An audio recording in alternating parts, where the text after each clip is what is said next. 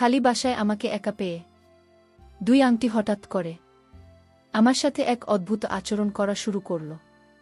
আমি কোনো কিছু বুঝে উঠতে না পারার আগেই দুই আংটি আমাকে ধাক্কা মেরে ফেলে দিল। ধাক্কা মেরে ফেলে দিয়ে তারা দুজন আমাকে নিয়ে কেমন জানি করতে শুরু করল। তাদের এমন আচরণ দেখে আমি তো পুরো অবাক হয়ে গেলাম। আমি অবাক হয়ে বললাম, আন্টি আপনারা আমার সাথে কি করছেন? আমি না আপনার ভাইপো, আমি আপনার ভাইয়ের ছেলে। আন্টি তখন আমাকে বলল, বাবা সীমান্ত, কিছুক্ষণের জন্য ভুলে যাও, আমি তোমার আন্টি আর তুমি আমার ভাইপো। কিছুক্ষণের জন্য আমরা শুধু জাস্ট ফ্রেন্ড। আজকে তুমি আমাদেরকে খুশি করবে। বাবা সীমান্ত, তুমি তো জানো আমরা দুই বান্ধবী স্বামী অনেক দিন ধরে বিদেশ থাকে, আমরা অনেক দিনের ক্ষুধার্ত।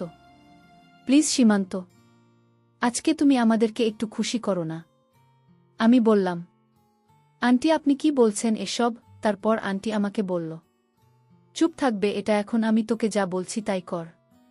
আজকে তোকে এখানে নিয়ে এসেছি আমাদেরকে তুই শান্ত করার জন্য। আজকে তুই আমাদেরকে খুব ভালো করে শান্ত করবে, আর তা না হলে তোর অবস্থা খুব খারাপ করে ফেলব। আমি আন্টির কথা শুনে খুব ভয় পেয়ে গেলাম। তারপর বাধ্য ছেলের মতো দুই আংটির কথা শুনতে লাগলাম।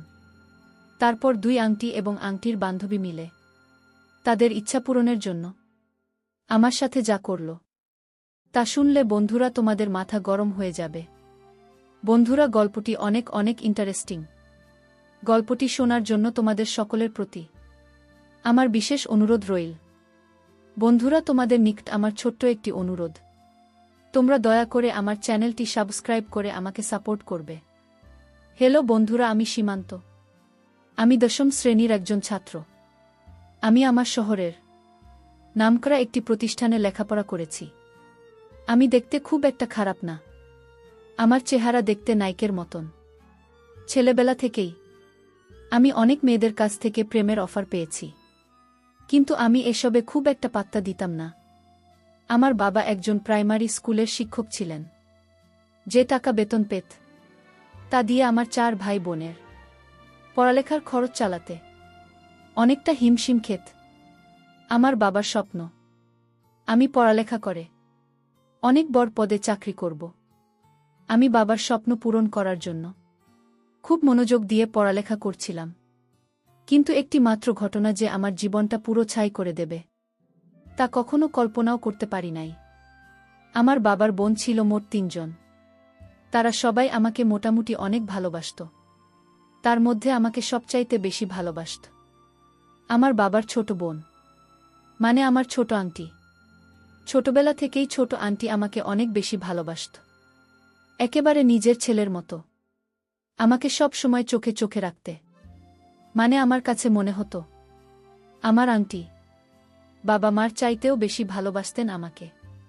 আমার আন্টির বিয়ে হয়েছে আমাদের বাড়ির পাশের বাড়ি। আমার আঙ্কল অনেক দিন ধরে বিদেশ থাকে, যে কারণে আমার আন্টি সবসময় মানে বেশিরভাগ সময়ই আমাদের বাড়িতে সময় কাটাত। আমার আন্টির অন্য কোনো কাজ নেই, ছেলে মেয়েদের দেখাশোনা করা আর ঘোরাঘুরি করা। আমার ছোট আন্টি প্রয়োজনে অপ্রয়োজনে আমাকে বেশি কাছে ডাকত। কোনো কিছু দরকার পড়লে আমাকে দিয়ে করাত। আমার ছোট আন্টি আমাকে কেন যে এতটা ভালোবাসত আমি তো জানি না, কিন্তু তার এই ভালোবাসার ভিতরে যে একটা শয়তানের রূপ ছিল তা আমি কখনো কল্পনা করতে পারি নাই। আমি যখন খুব ছোট ছিলাম তখন থেকেই আন্টি আমাকে নিয়ে মাঝে মাঝে কি একরকম অদ্ভুত কাজ করতেন, এতে তিনি অনেক খুশি হতো, অনেক আনন্দ পেতেন। আমি তখন কিছু বুঝতাম না। মাঝে মাঝে রাত্রে আন্টি আমাকে তাদের এখানে থাকতে বলতেন। আমি তাদের এখানে থাকলে রাতে আন্টি কেমন যেন আমার সাথে আচরণ করতেন। ওই আচরণগুলো আমার কাছে মনে হতো খুব বাজে, তাই আন্টিকে কিছু বলতাম না। তখন তো আমার কিছু হয়নি, যে কারণে আন্টির এরকম অদ্ভুত কাজের রহস্য বুঝতাম না। যখন আমার একটু বয়স হলো, মানে যখন আমি একটু বড় হয়ে গেলাম, তখন থেকেই আমি আন্টির কাছে আর খুব একটা বেশি যেতাম না, কারণ আন্টির কাছে গেলেই আন্টি আমার সাথে উল্টাপাল্টা কাজ করত, যে কারণে আমি আন্টির কাছ থেকে সব সময় দূরে থাকার চেষ্টা করতাম। এভাবে কিছুদিন যাবার পর আন্টিও আর আমার কাছে আসে না। আমার মনে হলো আন্টি বিষয়টা বুঝতে পেরেছে যে আন্টির ওই সমস্ত কাজে আমি সন্তুষ্ট না। তারপর থেকে আন্টি ও আর আমার সাথে ওই রকম আচরণ করত না। আমি মনে মনে ভাবলাম আন্টি হয়তো ভালো হয়ে গেছে, তারপরেও আমি আন্টির কাছ থেকে দূরে থাকার চেষ্টা করতাম। একদিন আমি স্কুল থেকে বেরিয়ে বাসস্ট্যান্ডে দাঁড়িয়ে রইলাম বাড়িতে আসার জন্য। একটু পরেই একটা ট্যাক্সি এসে আমার পাশে দাঁড়ালো। আমি লক্ষ্য করে দেখলাম ভেতর থেকে আন্টি আমাকে বলছে, বাবা সীমান্ত, ট্যাক্সিতে উঠে এসো। আমি তোমার জন্য ট্যাক্সি নিয়ে এসেছি, তোমাকে নিয়ে আমি এক জায়গায় বেড়াতে যাব। আমি বললাম, কোথায় আন্টি? আন্টি বলল, আগে তুমি ট্যাক্সিতে ওঠো, তারপর সব বলছি। আমি কোনো কিছু না ভেবেই সরল বিশ্বাসে আন্টির কথা ট্যাক্সিতে উঠে পড়লাম। তারপর ট্যাক্সিতে উঠে আমি বললাম, আন্টি আমরা কোথায় যাব? আন্টি বলল, সীমান্ত, আজকে তোমাকে নিয়ে আমি আমার বান্ধবীর বাড়িতে বেড়াতে যাব। একলা একলা যাব তো, তাই আমার কাছে আমি জি লাগছে, তাই ভাবলাম তোমাকে নিয়ে যাব। বাসা থেকে তোমাকে নিয়ে যাব বলে পরিকল্পনা করে এসেছি। ভাগ্য ভালো তোমাকে স্টেশনে এসে পেয়ে গেলাম। তারপর আন্টি আমাকে বলল, সীমান্ত তুমি কি আমার সাথে বেড়াতে যেতে পেরে খুশি হওনি? আমি বললাম, না আন্টি, সমস্যা নাই, আমি তোমার সাথে বেড়াতে যেতে পেরে অনেক খুশি, কারণ অনেক দিন ধরে কোথায় যাওয়া হয়নি। ও বন্ধুরা, তোমাদেরকে তো একটা কথা বলাই হয়নি, আমার আন্টির নাম ছিল রিঙ্কি বেগম। আমার আন্টির বয়স ৩০ কিংবা ৩৫ হবে। তারপরেও আমার আন্টিকে দেখে তেমন বেশি বয়স মনে হতো না। আমার আন্টি ২ মেয়ে ১ ছেলে। তারপরেও আন্টি সবসময় ফিটফাট হয়ে থাকতে পছন্দ করত। আমার আন্টি একেবারে পরিপাটি হয়ে থাকত। কোথাও গেলে সব সময় বিদেশি সেন্ট করে খুব সেজেগুজে বের হতো। আজকেও আন্টি একটা হলুদ রঙের পাতলা শাড়ি পরেছেন। একটা পারফিউমের গন্ধ পেলাম। আমি আন্টির পাশে বসা থেকেই অনুভব করলাম পারফিউমের মিষ্টি ঘ্রাণ শুকে আমার মনটা ভরে গেল। আমার আন্টি সব সময় আধুনিকভাবে থাকার চেষ্টা করত। আন্টি নিজের প্রতি অনেক যত্ন নিত। আমি প্রায়ই লক্ষ্য করতাম ইয়ান কোনো ছেলে দেখলেই আন্টি অন্যরকম একটা মোড নেওয়ার চেষ্টা করত। সব সময় সেজেগুজে থাকত। তাই আন্টিকে দেখতে খুবই হেব্বি লাগত। আমার আন্টি অনেকটা রোম্যান্টিক এবং চঞ্চলও বটে।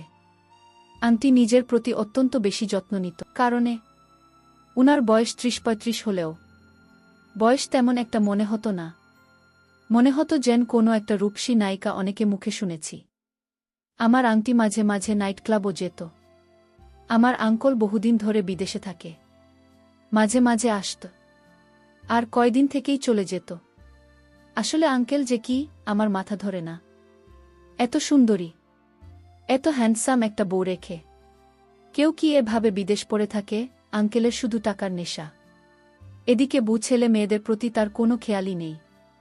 আর এদিকে আমার আংটিও প্রতিদিনই ওত পেতে বসে থাকত। আমার মতো নব্য নৌজওয়ান ছেলেদেরকে শিকার করার জন্য সেদিন আমার কপালটা খুব খারাপ ছিল, যে কারণে আন্টির শিকারে পড়ে গেলাম। যাই হোক বন্ধুরা, কথা বলতে বলতে একটু পরে একটা বহুতল বিল্ডিং এর সামনে ট্যাক্সি থাম। তারপর আন্টি আমাকে ওই বিল্ডিং এর ৬ তলায় একটি বিলাসবহুল ফ্ল্যাট বাসায় নিয়ে গেল। বাসার সামনে গিয়ে আন্টি কলিং বেল চাপতে আন্টির মতো একজন মহিলা বের হয়ে আসলো। ওই মহিলাটি ও দেখতে অনেক সুন্দরী ষোড়শী ছিল। ওই মহিলার স্বামী বিদেশ থাকে, আর ওই বাসায় ওই মহিলা একা থাকে। মহিলার ভাষাটা একেবারে পরিষ্কার পরিচ্ছন্ন। তারপর ওই আংটি আমাকে দেখে বলল, কি রে রিঙ্কি, ওটা কি তোর ভাইপো? আমার আন্টি বলল, হরে জুমেলা। তারপর আংটির বান্ধবী অর্থাৎ জুমেলা আন্টি বলল, কি রে রিঙ্কি, তোর এই রকম একটা তরতাজা ভাইপো আছে, তাহলে আমাকে তুই আগে বলিসনি কেন? তারপর আন্টি বলল, আরে জুমেলা আর বলিস না, আমার এই ভাইফোঁটা না অনেক লাজুক। যখন থেকে বড় হতে শুরু করল তারপর থেকে আর আমার পাশে আসে না। আজকে তো এখানে জোর করে নিয়ে এসেছি। তারপর জুমেলা আন্টি বলল, ঠিক আছে, ভালোই করেছিস। তোর ভাইপোর জন্য আজকে কি রান্না করবা জিজ্ঞেস করলেন আমার আন্টিকে জুমেলা আন্টি। আমার আন্টি রিঙ্কি বেগম বললেন, তোর যা মন চায় তা রান্না কর। জুমেলা আন্টি বললেন। আচ্ছা ঠিক আছে, তোরা এই ড্রয়িং রুমে বসে টিভি দেখছি আর গল্প কর। আমি রান্না বান্না করে ফ্রেশ হয়ে আসছি। আমরা ড্রয়িং রুমে বসে টিভি দেখতে দেখতে গল্প করতে করতে জুমেলা আন্টি রান্না বান্না করে ফ্রেশ হয়ে চলে আসলেন। তারপর দুই আন্টি মিলে আমাকে নিয়ে গল্প করতে শুরু করলেন। আন্টির বাসায় কি বড় বড় বক্স, মনে হয় জুমেলা আন্টি এবং আমার আন্টিকে নিয়ে বক্সে ছেড়ে মাঝে মাঝে নাচানাচি করেন, কিছুটা বিনোদন করেন। আজকে আমি যাওয়াতে তাদের বিনোদনের পরিমাণ যেন আরও বেশি হয়ে উঠল। তাদেরকে খুব আনন্দিত মনে হল, তারা খুব পুলকিত ছিল। আমিও আবার বক্সের মধ্যে গান ছেড়ে দিলে আমারও খুব নাচানাচি করতে মন চাইত। কিছুক্ষণ পর অ্যান্টি বক্সের মধ্যে গান ছেড়ে দিল, খুব উচ্চস্বরে ডিজে গান বাজাতে শুরু করল। অল্প কিছুক্ষণ পরেই আমি লক্ষ্য করলাম আমার আন্টি এবং জুমেলা আন্টি গানের তালে তালে তারা দুজনেই নাচতে শুরু করল। আমার আন্টি এবং জুমেলা আন্টির নাচের ধরনই ছিল একটু ভিন্ন রকম। তারা একেবারেই খুব বাজেভাবে নাচানাচি করছিল। তাদের এরকম অদ্ভুত নাচানাচি দেখে আমার মনের মধ্যেও উতাল পাতাল ঢেউ উঠতে শুরু করল। আর এদিকে জোরে জোরে বক্স বাজছে, বাহির থেকে কেউ বুঝতেই পারবে না যে ভিতরে কি হচ্ছে। কিছুক্ষণ পর আমি জুমেলা আন্টিকে লক্ষ্য করে দেখলাম তিনি টিভির মধ্যে একটা মেমরি কার্ড ধরলেন এবং মেমরি কার্ড বলে কী রকম এক অদ্ভুত ভিডিও ছেড়ে আমার সাথে নাচানাচি করতে শুরু করলেন। এরকম ধরনের অদ্ভুত ভিডিও দেখে আমার মনের অবস্থা একেবারে খারাপ হয়ে গেল। আর এদিকে আমার সাথে দুইটা রমণী এত চমৎকারভাবে নাচানাচি করছে, মনটাকে কোনোভাবে ধরে রাখতে পারছি না। তখন আমার কাছে মনে হয়েছিল আমি রাজা, আর আমার পাশে দুইটা রানী নৃত্য করছে। মনটাকে কোনোভাবেই আটকাতে পারছি না। আর এদিকে জুমেলা আন্টি কী রকম এক অদ্ভুত ভিডিও তার টিভিতে ছেড়ে রেখেছে। বন্ধুরা, এরকম একটা মুহূর্তে একটা নিস্তেজ মানুষও তার মধ্যে তেজে সৃষ্টি হয়ে যাবে। আর তাছাড়াও আমি তো 15-16 বছরের একটা তাগড়া যুবক। বুঝতেই পারছেন বন্ধুরা আমার অবস্থা তখন কি হয়েছিল। বন্ধুরা, আমার অবস্থা তখন এরকমই হয়েছিল। কিছুক্ষণের জন্য আমি ভুলে গিয়েছিলাম কে আন্টি আর কে ভাতিজা। শুধু একটাই অনুভূতি আমার মাথায় ঘুরপাক খাচ্ছিল। এই মুহূর্তে আমি একজন রাজা, আর আমার পাশে দুইটি রানী রঙ্গিলা করার জন্য অপেক্ষায় বসে আছে। বন্ধুরা, পরিস্থিতিটা এমনই হয়েছিল। তখন আমি কি করব ঠিক বুঝে উঠতে পারছিলাম না। এমন সময় হঠাৎ আমি অনুভব করলাম কেউ আমাকে শরবত পান করানোর জন্য এগিয়ে আসছে। আমি একটু ভালো করে চেয়ে দেখলাম আমার আন্টি আমাকে শরবত পান করানোর জন্য হাতে গ্লাস নিয়ে এগিয়ে আসছে। আমি বললাম, আন্টি, আমি তো শরবত পান করি না। আন্টি বলল, আরে বাবা, একদিন করলে অসুবিধা হবে না। আজকে তুমি আমাদের সাথে একটু শরবত পান করো না, দেখবে অনেক ভালো লাগবে, সময়টা খুব ভালোভাবে কাটবে। তারপর দুই আন্টি মিলে আমাকে খুব বেশি পরিমাণ শরবত পান করাল, যাতে আমি প্রচুর পরিমাণে এনার্জি পাই, কারণ দুই জনকে তো আমাকে সন্তুষ্ট করতে হবে। তারপর শরবত পান করার পর এমনকি এক শরবত পান করাল, যার কারণে আমার কাছে মনে হলো আমি কিরকম যেন হয়ে গেছি। হঠাৎ আমি অনুভব করলাম পিছন দিক থেকে হয়তো আমাকে সাথে কেউ খুব বাজেভাবে আচরণ করার চেষ্টা করছে। আমি নজর করে দেখলাম দুই আন্টি আমার সাথে বিভিন্ন রকম আচরণ করার চেষ্টা করছে। নির্জন বাসায় আমাকে একা পেয়ে দুই আন্টি হঠাৎ করে আমার সাথে এক অদ্ভুত আচরণ করা শুরু করল। আমি কোনো কিছু বুঝে উঠতে না পারার আগেই দুই আন্টি আমাকে ধাক্কা মেরে ফেলে দিল। ধাক্কা মেরে ফেলে দিয়ে তারা দুজন আমাকে নিয়ে কেমন জানি করতে শুরু করল। তাদের এমন আচরণ দেখে আমি তো পুরো অবাক হয়ে গেলাম। আমি অবাক হয়ে বললাম, আন্টি, আপনারা আমার সাথে কি করছেন? আমি না আপনার ভাইপো, আমি আপনার ভাইয়ের ছেলে।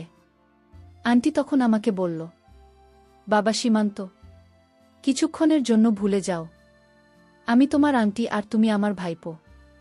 কিছুক্ষণের জন্য আমরা শুধু জাস্ট ফ্রেন্ড। আজকে তুমি আমাদেরকে খুশি করবে।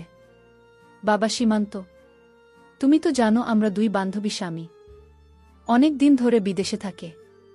আমরা অনেক দিনের ক্ষুধার্ত। প্লিজ সীমান্ত, আজকে তুমি আমাদেরকে একটু খুশি করো না। আমি বললাম, আন্টি, আপনি কি বলছেন এসব? তারপর আন্টি আমাকে বলল, চুপ থাকবে এটা। এখন আমি তোকে যা বলছি তুই তাই করবি। আজকে তোকে এখানে নিয়ে এসেছি আমাদেরকে তো একটু শান্ত করার জন্য। আজকে তুই আমাদেরকে খুব ভালো করে শান্ত করবে, আর তা না হলে তোর অবস্থা খুব খারাপ করে ফেলব। আমি আন্টির কথা শুনে অনেকটা ভয় পেয়ে গেলাম। তারপর বাধ্য ছেলের মত দুই আংটির কথা শুনতে লাগলাম। তারপর বন্ধুরা আংটি এবং আংটির বান্ধবী মিলে আমাকে বিভিন্নভাবে উস্কানোর চেষ্টা করল। বন্ধুরা, আমিও তো একটা মানুষ, আমার তো কিছু কিছু না কিছুতে যাচ্ছে। তাদের এমন অবস্থা দেখে বন্ধুরা আমি আর নিজেকে ধরে রাখতে পারলাম না। শুরু করলাম তাদের সাথে এক অদম্য এলোপাতারি নেমন্তন্ন। এইভাবে তাদের সাথে আমি অনেকক্ষণ হওয়ার পর পাগলা হাওয়ার জোর থেমেছিল। তারপর থেকেই বন্ধুরা আমার আর তাদের মধ্যে নিয়মিত হতো। এরপর থেকে বন্ধুরা আমার আর পড়ায় খুব একটা মনোযোগ আসত না। আমি যেন কেমন হয়ে গেলাম। বন্ধুরা তারপর থেকে আমার নেশায় চলে গিয়েছিল। এদিকে বন্ধুরা জীবনটাই আমার ছন্নছাড়া হয়ে গেল। বন্ধুরা এখন আফসোস করি। জীবনের কিছু কিছু মুহূর্ত আসে, মানুষের এই মুহূর্তের কারণে মানুষের জীবনগুলো নষ্ট হয়ে যায়। আমার ঠিক তাই হয়েছিল। পরিশেষে আমি তোমাদেরকে বলব, বন্ধুরা, তোমরা যারা এরকম ধরনের সমস্যার সম্মুখীন, অবশ্যই তোমরা সাবধানতা অবলম্বন করা উচিত। না হলে হয়তো আমার মতো তোমাদের জীবনেও এরকম করুণ পরিণতি হতে পারে। বন্ধুরা, আজকে এই পর্যন্তই। আবারও আসব তোমাদের মধ্যে নতুন কোনো গল্প নিয়ে। গল্পটি যদি তোমাদের ভালো লাগে তাহলে একটি লাইক দাও। আর প্রতিদিন এরকম ধরনের ইন্টারেস্টিং ভিডিও পেতে চাইলে তোমরা দয়া করে আমার চ্যানেলটিকে সাবস্ক্রাইব করো। অবশেষে তোমাদের সকলের সুস্বাস্থ্য কামনা করি। ভিডিওটি দেখার জন্য তোমাদের সকলকে